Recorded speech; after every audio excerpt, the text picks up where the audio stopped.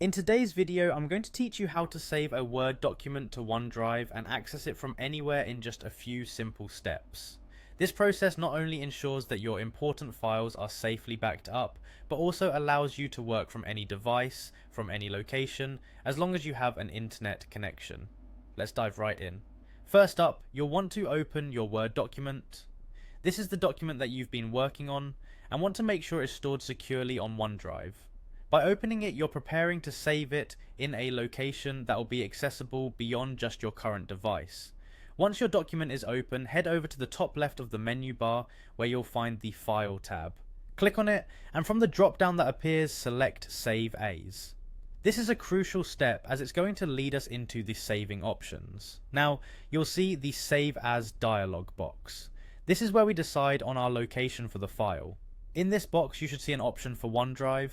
Selecting OneDrive means your document is no longer confined to the hard drive of your computer.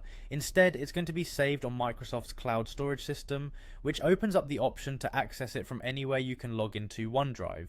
Next, you'll need to choose a folder within your OneDrive to save your document. Take a moment to think about where it makes the most sense for your file to live.